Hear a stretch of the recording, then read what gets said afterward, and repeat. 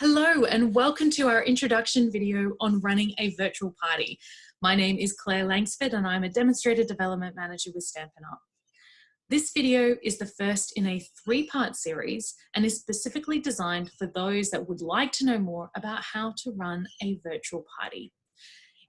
In this first part, we'll take you through a high-level introduction to virtual parties and walk through a schedule sample that you can follow.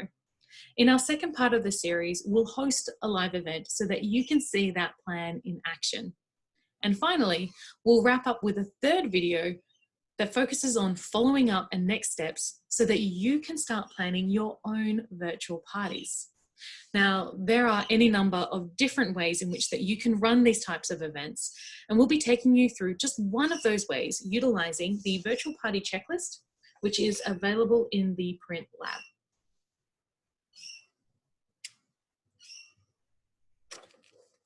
In this session, we'll take you through what a virtual party is, why hold one, how to prepare for one, who your host can be, a sample schedule for a party, and briefly, what to do after the event.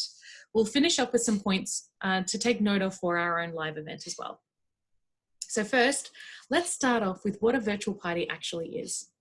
A virtual party allows you to gather with friends and customers in one place online. The best thing about this format is that it allows you to connect with friends and customers from the comfort of your own home and allows them to join you from theirs. Virtual parties are typically live events, as the biggest benefit is the real-time engagement that you get from your friends and customers and that they get from you. Another way that you can think about it is that you're offering an in-person party experience online. Now, they typically run for about 60 to 90 minutes, and this is an opportunity to showcase product and to get some sales. So you may also be asking, why hold a virtual party? Holding virtual parties lets you reach a wider audience with ease. It allows you to engage your friends and customers at times when you're not able to gather in person, or with those that don't live close by.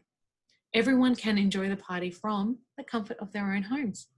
And you don't need a lot of resources or special setups to start running virtual parties, although there are 4 things that are good to consider: location, camera, content, and customers. Let's start with location. This is where you hold the event. Will it be a Facebook group or a video platform like Zoom? The next is camera. You can use a webcam or a mobile device or both, and you don't necessarily need any specific equipment, although a tripod can make things a little easier.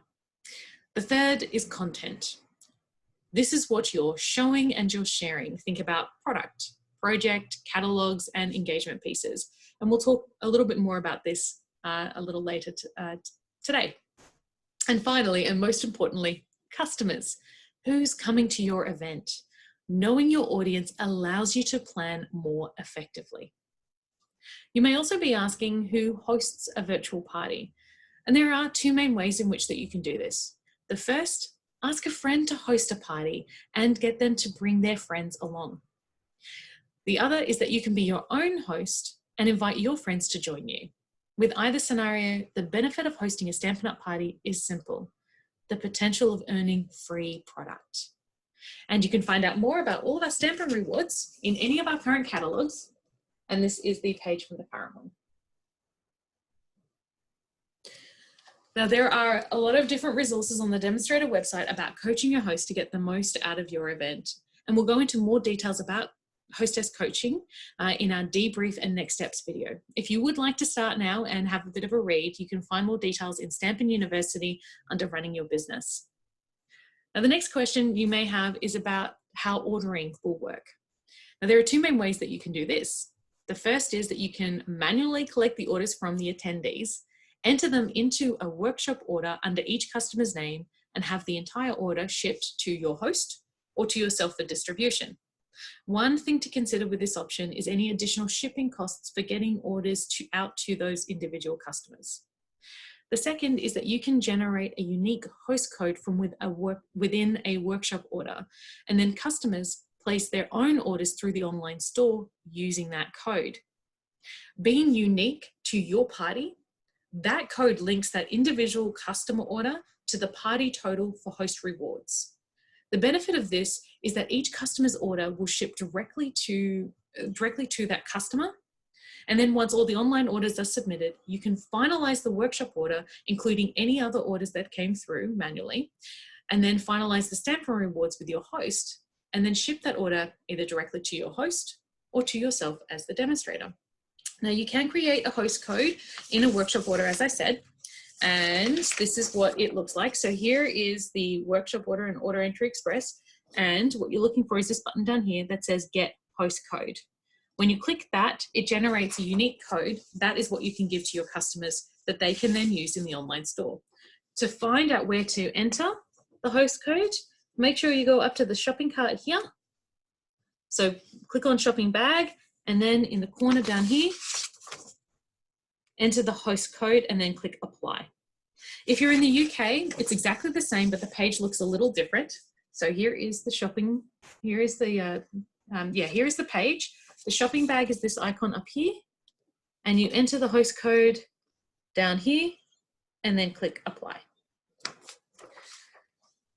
Something else to be aware of, workshop orders need to be submitted within 30 days or they get cancelled. So be sure to submit your workshop order within that time. Now let's get into the party itself.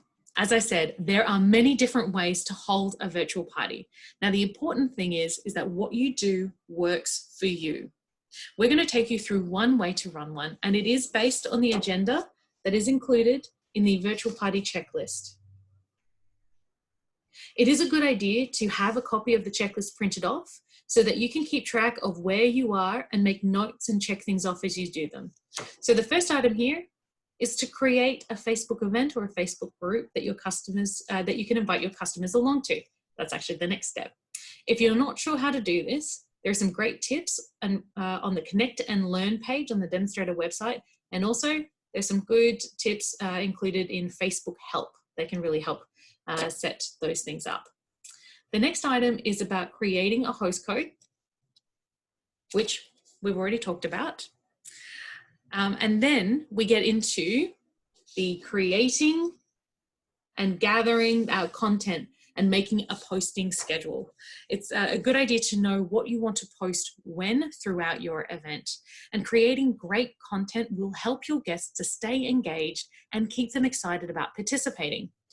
There are some tips on the checklist. So in this section down here, there are some tips here that to help you get started. Did you know that for every catalog that we have, that any of our current catalogs or any promotion that we offer, Stampin' Up! Has a specific page dedicated to that promotional catalog.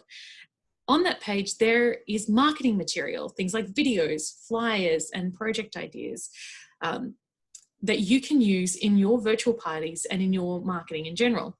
You'll find any of those pages under Happening Now Current Promotions. They're a really good resource. And if you do share projects during your event, think about what other resources that you can share. Photographs, measurements, tutorials, or step-by-steps. You can also look at offering an incentive or a prize draw for your customers to interact with you during your event that also may encourage them to place an order. And if you are looking at offering prizes during your live event, make sure to consider what is reasonable within your budget. Gifts of pre-made cards or flat embellishments are easy to mail and they can be inexpensive. Make sure that you factor in postage and other costs when offering incentives and prizes. Now, let's go through a schedule example. This is what is outlined here in the checklist. Now, the times that are listed here are a general guideline, and it is okay if what you do doesn't match this outline. You'll also notice that this schedule is a collection of posts spread out throughout the hour, which is definitely one way in which that you can do it. For our own live event, we'll be hosting a live video first up, and then sharing links to additional resources such as supporting videos and projects throughout the second half, as we want to keep everyone's focus during our live event, our live video portion of the event. Okay, so let's go through each step. We'll start off by introducing yourself and follow up with some simple questions that are easy to answer. This encourages engagement. It's also a good time to provide an overview of what they can expect from the party. It's important that customers know that this is an opportunity to hear about the product, the full product range, see some of those products in action, and is also an opportunity to buy. Follow up with another easy question and remember to share your own answers to the questions that you ask. Social media is about being social. You can take them on a simple catalog tour highlighting our unique offering of color and product coordination. And this is also a great time that you can explain how to place an order, and take your time with this. By sharing how to place an order, you're giving them the tools to make it easier for them. It is still their choice on whether they place an order. Next up, show them the product that you'll be featuring in that day's event, making sure you mention the features and the benefits of the products. And take your time with this as well as you work through each of the products that you're showcasing. Once you've shown the products, now you can get to use them. Walk your customers through how to make a project. This is an opportunity of showing what the product can do. Think about who's at your event and make sure that the projects help meet their needs. For example, if they're beginner crafters, so they're not very familiar, they don't have a lot of products, think about keeping your projects really simple. Think about stamps, ink, and paper. You can also look at including a very simple technique. If they're more casual crafters, you could include an additional tool or a technique or product. Punches are great for this type of crafter as well. And if they're avid crafters, well, then they'll likely want it all. So showing more advanced techniques and lots of products will absolutely suit them. You can also show a simple card stepped up, which provides a lot of upselling opportunities as you talk through one of Stampin' Up's strongest selling points, our color and product coordination. From there, you can move on to asking another easy question, something that keeps them engaged and commenting. And if you're not sure what kinds of questions to ask, there are some suggestions included in the virtual party checklist, so it's worth making sure you go through that. At this point, you can invite attendees to host their own party with their friends so that they can receive the host benefits. And as we near the end of our gathering, recap what you've covered and remind everyone of the next steps. This includes deadlines of when orders will close and what they can expect from when the live event finishes. So if you're posting any additional resources, or if you've got prize giveaways. And finally, be sure to thank everyone for attending and sharing their comments. It's also a good idea to ask one more time who would like to host the next virtual party. Plan to stay online for about 30 minutes after the party to answer questions and to help with guest orders. This is also a really good time to go back through posts and make sure that you haven't missed any questions. And that's it for the schedule sample. Remember that you can tailor this to meet your individual needs. And the last point on the virtual party checklist, so down here, is about follow-up. Reach out to your customers following the event and see if they had any questions about the products they ordered or if there's anything else that you can help them with. Remember that we are showcasing one way in which that you can run a virtual party. And please join us for our live event to see this plan in action. If you'd like to get started by running your own online event now, you can find a copy of the virtual party checklist in the Print Lab. And if you are joining us, we would love if you would also invite your friends and customers to come along. This is a great opportunity. If you're not as familiar or sure about running virtual parties, this is a great opportunity to bring them along. Of course, it is your choice of whether you wish to bring or invite your customers to attend. Completely up to you. You can use the shareable image and the link to the group to invite them. If you are inviting your customers, here are some tips on how to prepare your customers for the virtual party. Now, it is a good idea to let them know that this live event will go for about an hour and will feature current products from the annual catalogue. It's a good idea to let them know what they can expect. Make sure your customers know how to contact you with questions before, during, and after the event. During our event, you'll hear us encouraging your customers to reach out to you as their demonstrator. It's important that they know how. For example, is that email, phone, text message, or a Facebook message. You could even set up a Facebook Messenger group or a WhatsApp group for everyone that you've invited to attend, where they can ask questions of you specifically. Also, make sure that your customers know how you'll be collecting orders from the party. Now, you could give them a host code or collect the orders individually and then add them to the workshop order, or even have a mix of both. Whatever works best for you and for them.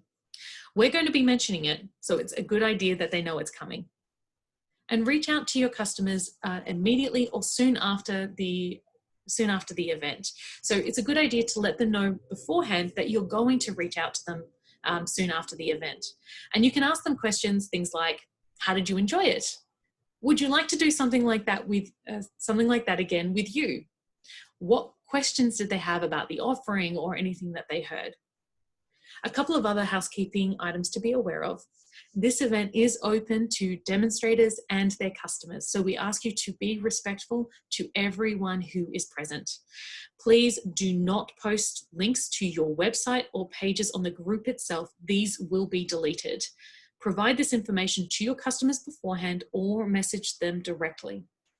And please do not reach out to anyone in the group that you did not personally invite to attend. We will be disabling the ability to post directly into the group and only allowing comments during the live video. Because this event is about showcasing how a live party works, and engagement during the live event is an important part of that. So be sure to check out our follow-up video that talks about what to do after the event in more detail and the next steps for setting up your own event. And with the new catalog around the corner, this is a great time to do it. Thank you everyone so much for joining us today, and we look forward to seeing you next time. Bye.